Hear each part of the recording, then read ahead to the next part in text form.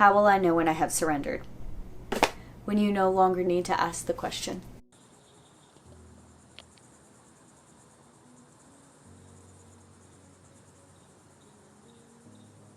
You need to be fully conscious and surrender before you can forgive. Forgiveness is a term that has been in use for 2,000 years, but most people have a very limited view of what it means. You cannot truly forgive yourself or others as long as you derive your sense of self from the past. Only through accessing the power of the now, which is your own power, can there be true forgiveness. This renders the past powerless, and you realize deeply that nothing you ever did or that was ever done to you could touch, even in the slightest, the radiant essence of who you are. Resentment. It has the ability to transcend. That opposite end, that positive side of transcension, is forgiveness. So when we're faced with an adverse situation, we have options. We can become upset and fight, or we can run, or we can deal with it promptly. My initial first thought defense mechanism in the unconscious state is generally to run. My belief system had me in a state thinking that if I turned away from this line of vision of the situation, that meant it disappeared. But I was very wrong. It became a resentment, and it stored deep down within me to create dis-ease and even manifest as disease in my life. There's no way that I can heal and be free if I allow it to continue to be there. So I did some work in pulling them back up, and I realized some things. Most situations that I had resentment over, I played a part in. I had a part of these particular situations, and regardless of what degree and level of wrong was done on either side, I still had something to do with it most of the time. The things that were not my fault, I realized had a lot of shame behind them. Shame and embarrassment. Most of us have that story. Most of us have those situations that we don't want to speak about, that we are very ashamed of. The key in those situations isn't just forgiving the other party. It's forgiving myself. Because in that shame, I feel that I did something wrong, even though I didn't. Once I realize that I didn't do anything wrong, I can forgive me and love me and see the strength that I have of still being here and getting through that painful situation. When it comes to situations that I had a part in, I learned to separate myself from the situation through non-attachment. In being able to forgive another person, I have to realize that the other person was doing the best that they could with what they had, and maybe they didn't really have that much to work with. Anger, resentment, frustration, territorialness, the need for control. These are all ways that we will act out when we are in fear. And in being in fear, we will give up a piece of ourselves all around us in a very negative way if we don't face and transcend it. When another person acts adversely towards me, it has absolutely nothing to do with me. For me to act in a negative way towards another person, there has to be something not okay inside of me. The little situations like someone cutting me off in traffic. Those situations cannot hurt me unless I allow them to. If I want another person's pain in my life, so be it. We are vessels, we are conduits of energy. We have the ability to absorb a negative energy or absorb a positive energy. And with the way that the collective consciousness is today, there's a lot of negativity.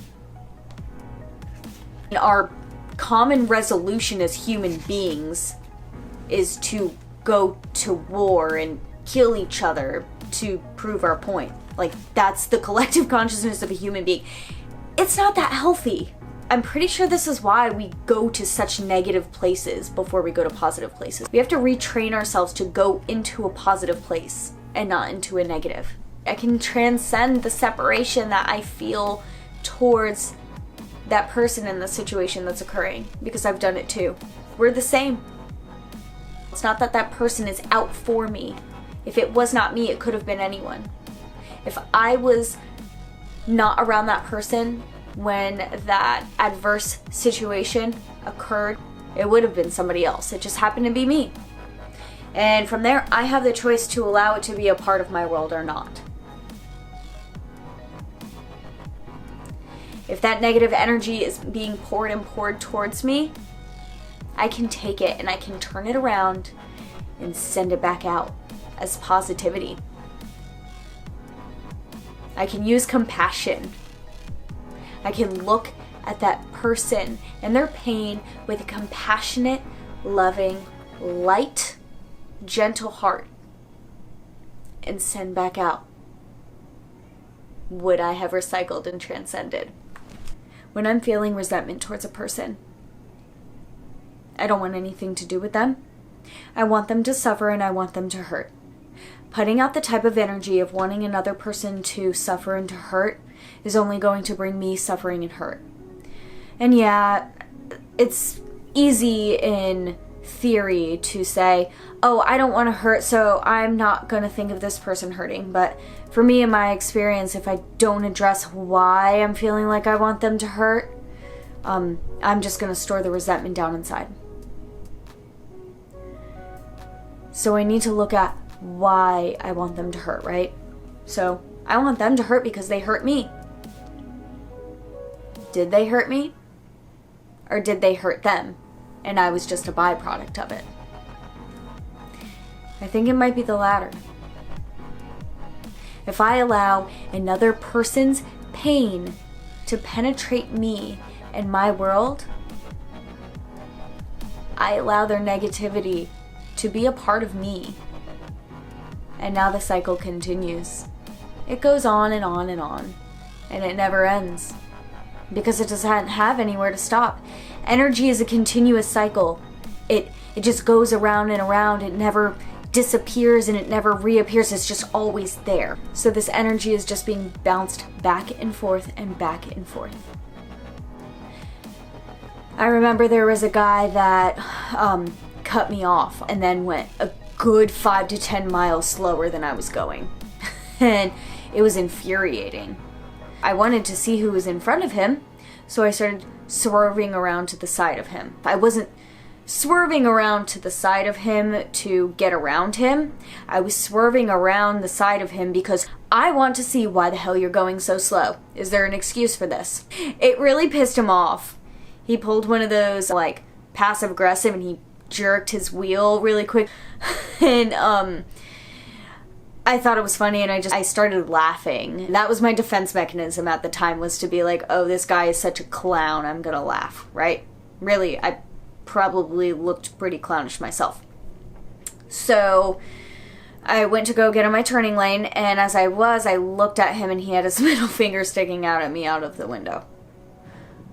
And my training practice took over. I felt compassion. Like, wow. Maybe I really hurt his feelings. Yeah, he cut me off first. It doesn't matter who did what first, honestly. If we are in the point of where we're trying to transcend it, who started what first does not matter. What matters is how we get past and we get through it so that it can be transcended. So I realized that he acted in that way as a defense mechanism. And at that point I realized that I could have sympathy and compassion, and I hope that he's okay, and I hope that he doesn't feel angry anymore. I don't want him to feel angry. I don't want to feel angry. I don't want any of us to be feeling angry. I use that compassion to turn that anger around so it would stop bouncing back and forth, because what happens in those situations is he's going to continue to be angry and talk about the that kept swerving around him, and I'm gonna keep being angry and talking about the guy that cut me off in traffic and went really slow. Where does it end? It never ends if someone doesn't stop it. The subconscious stores negative energy so that the ego can use it when it is most convenient. I've had long-standing resentments that I dealt with, and then they'll pop back up. They'll pop back up when it's really convenient. It's because the ego is waiting. It will wait for you to throw something at you just at the right time when it needs its fuel. So you could think that you're over something, and then all of a sudden it pops back up. It doesn't mean that you're not over it. All it is the ego trying to wrap you back up, and it's using that situation as a ploy to suck you back in. You can address it promptly before it gets too large.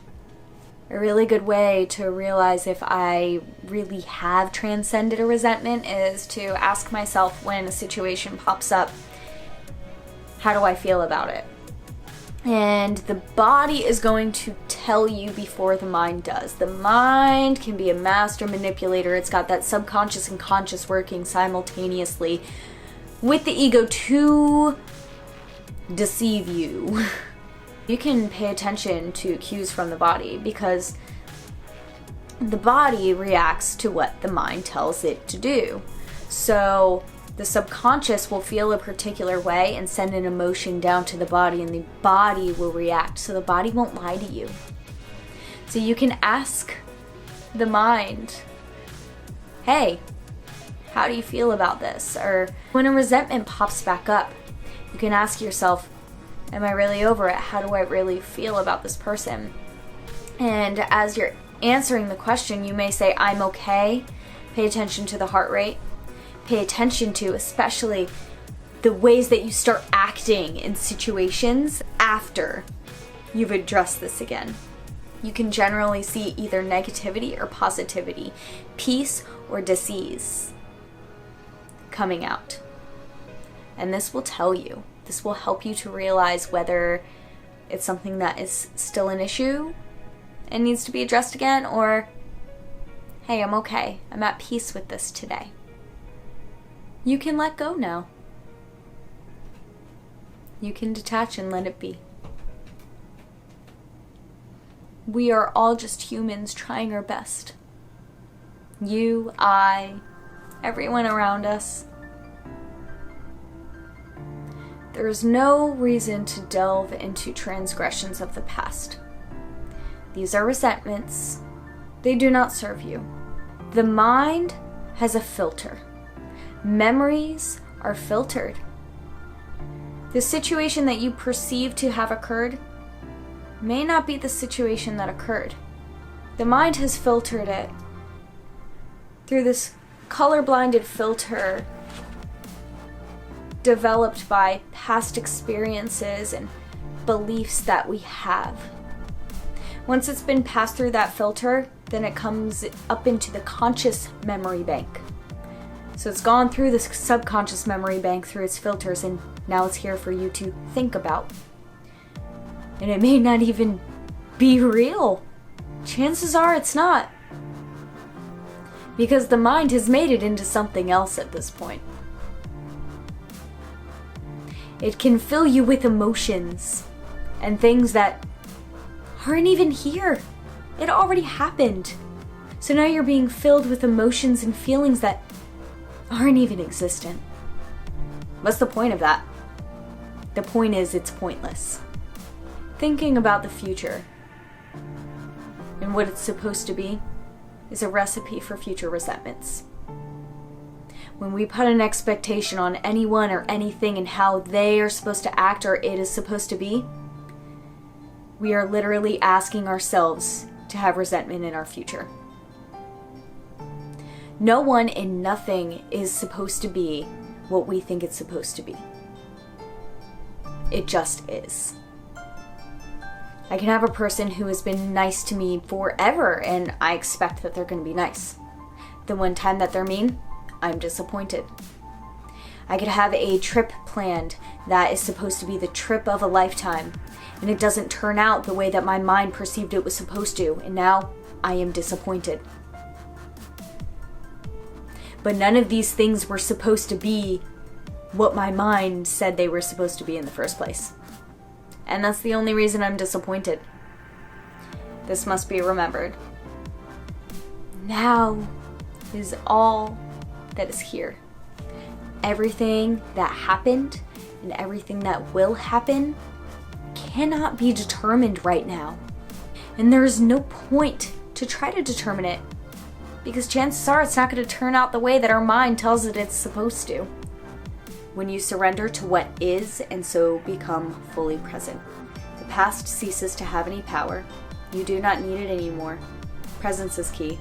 The now is the key. Thank you so much for watching. I truly hope that this video can help you in some way and give you some tools to assist you in not building resentment, getting through resentment, and realizing that you are the one true power that you have for you. Again, thank you for watching. If you like this video, feel free to click the like button and be sure to subscribe for future content.